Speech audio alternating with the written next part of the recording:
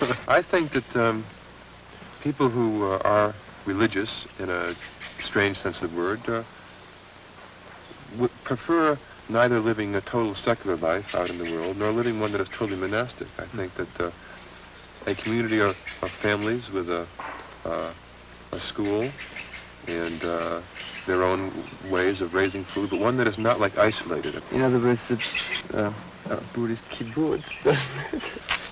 Yes, but we don't have to use machine guns on our tractors. Yeah. You know? But it's very interesting because in the Christian sense too, the monasticism has been really defined as a nostalgia for the early Christian community, for exactly that, families sharing everything and living a more religious life than society at large. I'm showing that the two extremes of politics, the commune way and the anarchistic way, really meet. You have a large spiritual family living together, but one that has no feeling of superiority or really of difference, but just that there are many different ways, and these people have picked this way. Do you think then that this is sort of a pattern for a new development in this country of Buddhism? And do you think that there are some possibilities of cooperating with other monastic traditions, like with the Benedictine traditions right near here, just a few miles or so? I've been here a year, and that would be like asking a freshman in college if he thinks the universities have a chance in this world. Yeah.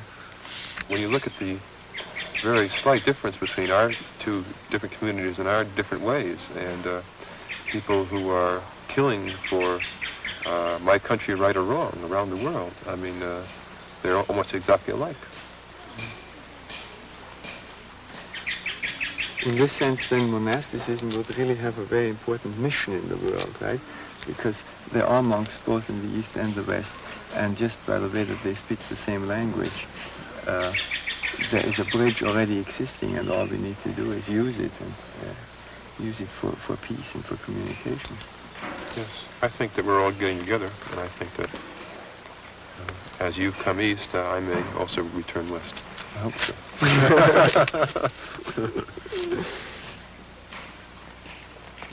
Well, it means a lot to me, because our life as Benedictines is completely impregnated with ritual too, but you get used to it, and here for me this is something new, so I experience it as something new. And the meals, for instance, this highly ritualized meal, or the bath with the ritual bows and all that, carries over to other parts of the daily life, and it makes me more aware of what's going on. It increases your awareness. I mean, people, after they eat our way for some time, they begin to realize how their teeth meet and how they swallow. And if you stop eating and close your eyes and listen to the rest of the people eat, it's an enormous field of locusts, of all different kinds of bugs going, and it's very, very silent, but you can hear it all, you know. Well, you do become much more aware.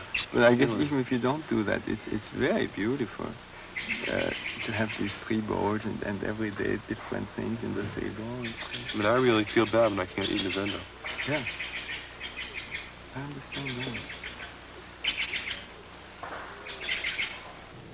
Well, if you could take something like the washing your face in the morning, that ritual, and heighten it in some way, so that it really became opened you up to the whole sense of a morning and the day beginning and the cleaning, washing yourself for the new day. If that sense could be there, then you would be like more in the area of religion, is how do you take the ordinary rituals of our life anyway and intensify them in such a way that deepens our perception of reality, deepens our participation in reality. We get up in the morning about after what would be a necessary sleep, too little sleep, a little less sleep than you need. Your mind's a little clearer, doesn't burn off so much excess sleep or something during the day. And so we get up fairly early, about usually around 4:40, I think. Meditation at 5 o'clock in the morning, and then followed by, depending on whether it's a practice period or guest season, followed by another period of zazen or a study period, and then breakfast. And then again, depending on whether it's practice period or guest season, we have a lecture or work period, and then meditation before lunch, and then lunch, and then work during the afternoon, and then bath at the end of the afternoon, before an evening meal, and then a sort of break of about an hour, and then lecture or meditation, and meditation before we go to bed. We go to bed about 10 o'clock.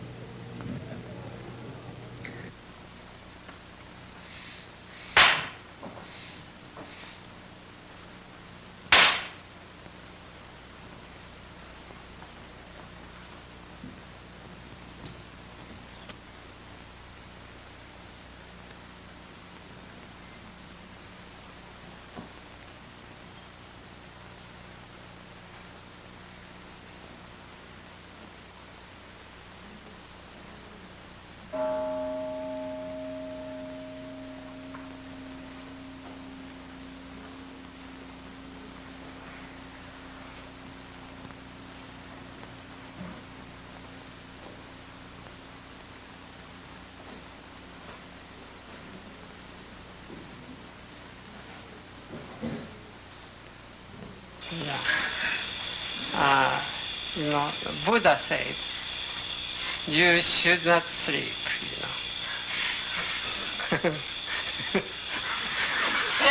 You should not sleep.